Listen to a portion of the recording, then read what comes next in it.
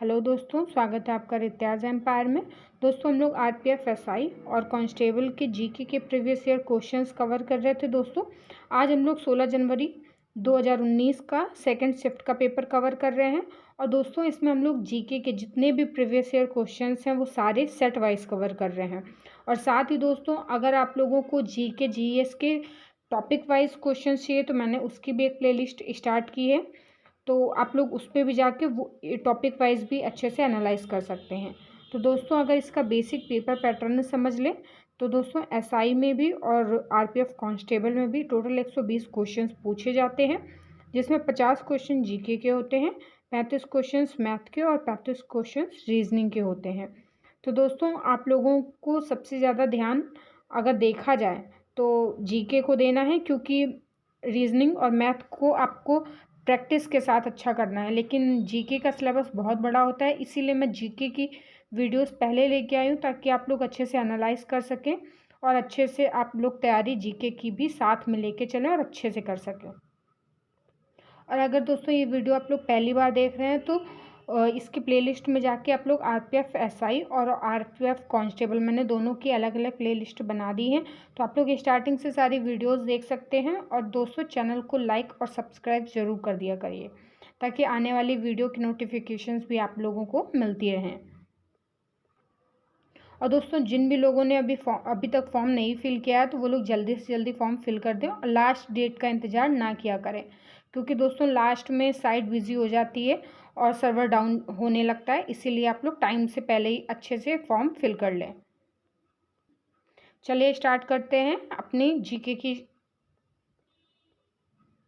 हमारा पहला क्वेश्चन है, मैरीलेबोन क्रिकेट क्लब यानी कि एमसीसी का मुख्यालय कहाँ स्थित है? तो दोस्तों इसका बी ऑप्शन सही हो जाएगा, लंदन में। Marylebone cricket club MCC London में स्थित एक क्रिकेट क्लब है। यह 1787 में स्थापित किया गया था और इसे दुनिया के सबसे प्रतिष्ठित क्रिकेट क्लबों में से एक माना जाता है। और दोस्तों इसका मुख्यालय लंदन के लॉर्ड्स क्रिकेट ग्राउंड में है। हमारा अगला क्वेश्चन दोस्तों, किस अधिनियम द्वारा प्रांतों को स्वायत्तता मिली? तो दोस्तों इसका ए ऑप्शन सही हो जाएगा, भारत सरकार अधिनियम 1935। भारत सरकार अधिनियम 1935 ने प्रांतीय स्वायत्तता की शुरुआत की, जिसमें प्रांतों को अपनी विधायिका और जिम्मेदार सरकार चुनने की शक्ति मिल गई। इस अधिनियम द्वारा प्रांतों में द्वैत शासन के सिद्धांत को समाप्त कर दिया गया और केंद्र में द्वैत शासन की स्थापना की गई। दोस्तों हमारा अगला क्वेश्चन है, बुद्ध का वास्तविक नाम क्या था? तो दोस्तों इसका ए ऑप्शन सही हो जाएगा, सिद्धार्थ। बौद्ध धर्म के संस्थापक गौतम बुद्ध का जन्म 563 ईसा पूर्व में कपिलवस्तु के लुम्बिनी नामक स्थान पर हुआ था और इनके बचपन का नाम दोस्तों सिद्धार्थ था। इनको सिद्धार्थ 6 वर्ष की कठिन तपस्या के बाद 35 वर्ष की आयु में वैशाख पूर्णिमा की रात निरंजना नदी के किनारे पीपल वृक्ष के नीचे ज्ञान प्राप्त हुआ था। और ज्ञान प्राप्ति के बाद सिद्धार्थ बुद्ध नाम से जाने जाने लगे और वह स्थान बोध गया कहलाता है। दोस्तों हमारा अगला क्वेश्चन है दोस्तों, यदि किडनी ठीक से कार्य नहीं कर रही है तो उसमें यूरिया की अतिरिक्त मात्रा इकट्ठी हो जाती है और यह स्थिति कहलाती है। तो दोस्तों इसका डी ऑप्शन सही हो जाएगा, यूरीमिया। दोस्तों यदि किडनी ठीक से कार्य नहीं कर रही है तो उसमें यूरिया की अतिरिक्त मात्रा इकट्ठी हो जाती है और यह स्थिति यूरीमिया कहलाती है। यूरीमिया बिगड़ती गुर्दे के कार्य प्रणाली से जुड़ी एक नैदानिक स्थिति है जो तरल पदार्थ, इलेक्ट्रोलाइट, हार्मोन्स असंतुलन और चयापचय संबंधी असामान्यताओं की विशेषता है। यूरीमिया का शाब्दिक अर्थ रक्त में मूत्र है, जो आमतौर पर क्रॉनिक और अंतिम चरण के गुर्दे की बीमारी में सबसे अधिक विकसित होती है। हमारा नेक्स्ट क्वेश्चन है दोस्तों, वर्तमान में राज्यसभा में सदस्यों की संख्या कितनी है? दोस्तों ये क्वेश्चंस रिपीटेड हैं, ये क्वेश्चन कई पेपर में रिपीट हो चुका है, तो इसका ए ऑप्शन सही हो जाएगा, 245।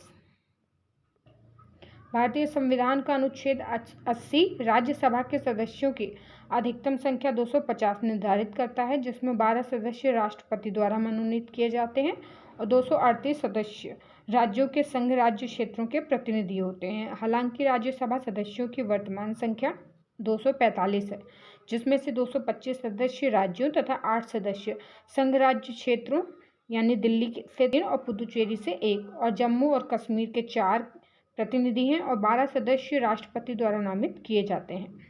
राष्ट्रपति द्वारा मनोनीत किए गए सदस्य साहित्य, विज्ञान, कला और समाज सेवा में विशेष ज्ञान या व्यावहारिक अनुभव रखने वाले होते हैं।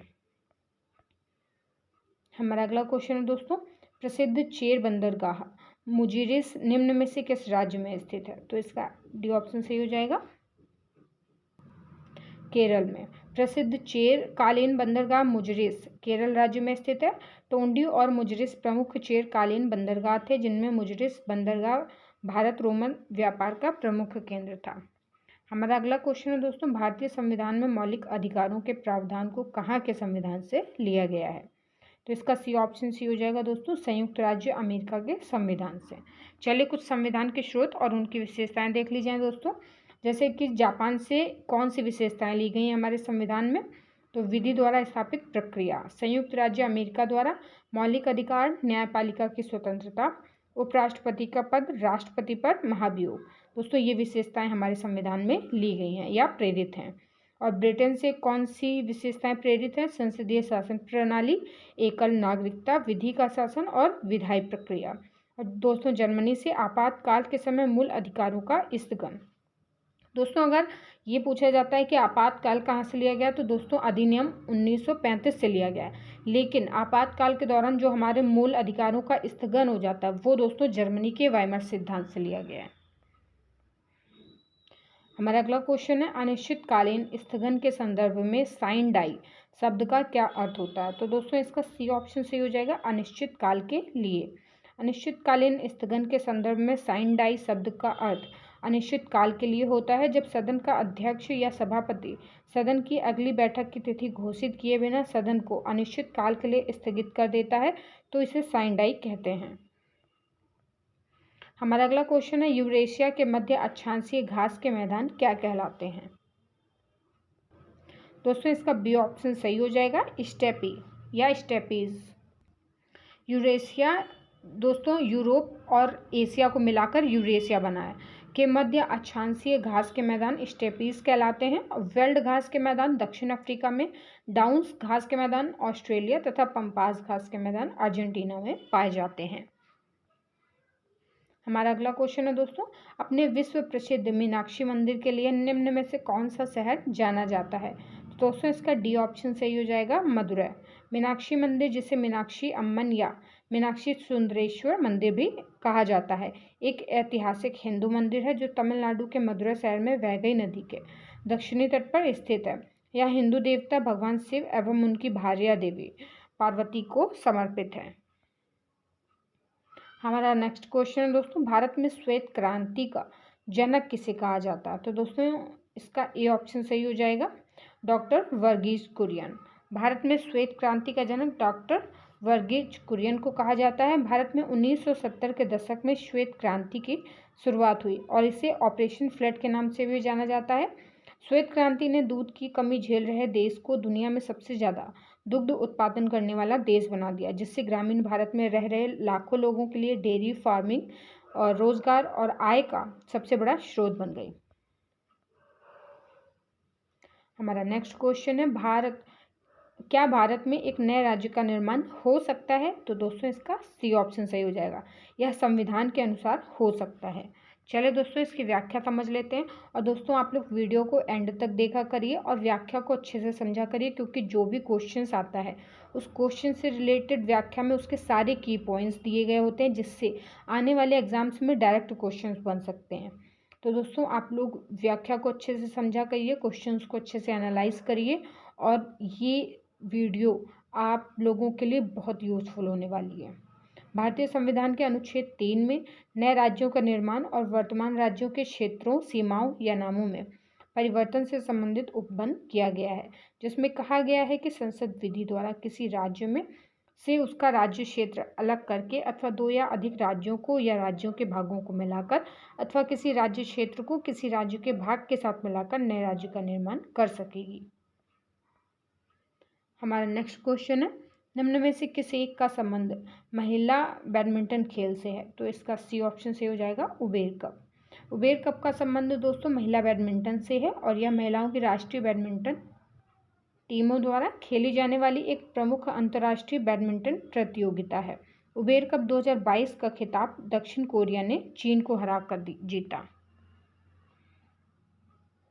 हमारा नेक्स्ट क्वेश्चन है, केंद्र शासित प्रदेश पांडिचेरी का नाम बदलकर पुदुचेरी किस वर्ष किया गया? तो इसका ए ऑप्शन सही हो जाएगा दोस्तों 2006 में। केंद्र शासित प्रदेश पुदुचेरी का नाम 1 अक्टूबर 2006 को बदलकर पुदुचेरी किया गया और पुदुचेरी में 1962 के पहले तक फ्रांसीसियों का शासन था। इसे 14वें संविधान संशोधन अधिनियम 1962 द्वारा केंद्र शासित प्रदेश बनाया गया।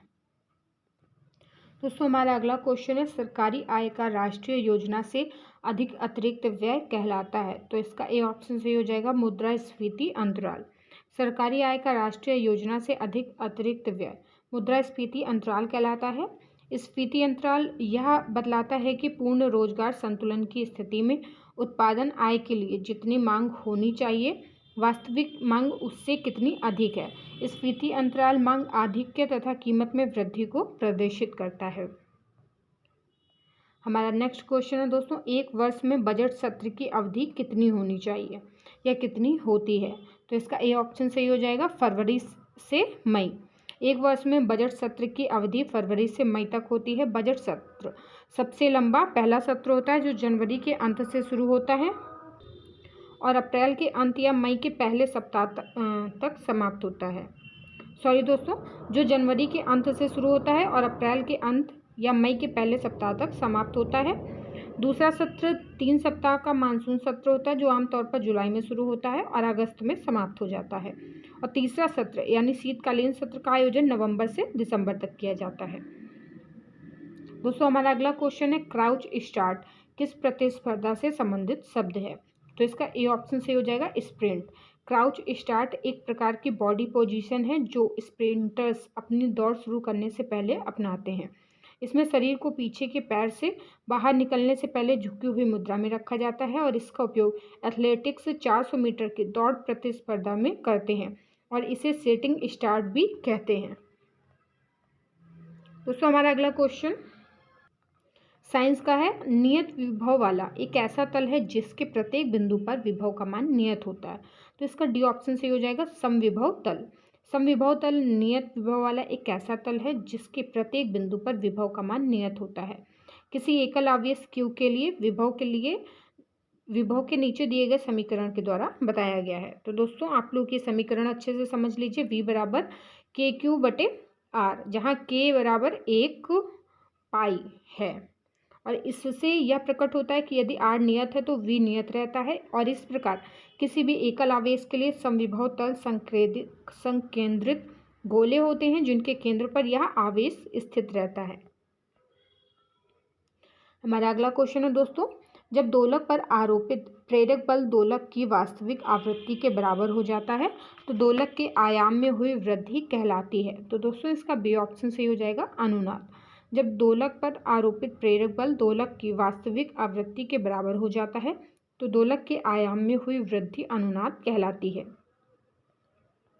हमारा नेक्स्ट क्वेश्चन दोस्तों, अरबी शब्द खरीफ का अर्थ क्या है?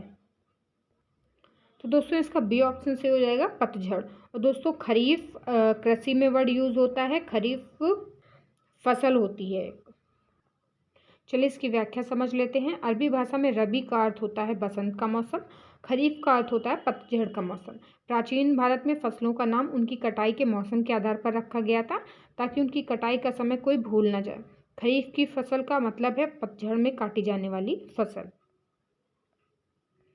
हमारा अगला क्वेश्चन है, सार्वजनिक वितरण प्रणाली का पुनर्गठन लक्षित सार्वजनिक वितरण प्रणाली के रूप में कब हुआ? तो इसका सी ऑप्शन से हो जाएगा दोस्तों 1997 में।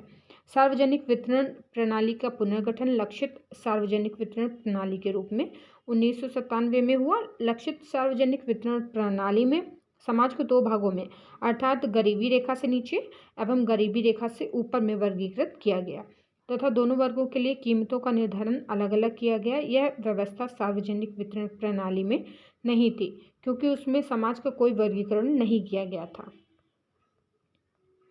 हमारा अगला क्वेश्चन है दोस्तों, निम्न में से दुधारू पशुओं की नस्ल कौन सी है? तो इसका सी ऑप्शन सही हो जाएगा साहीवाल।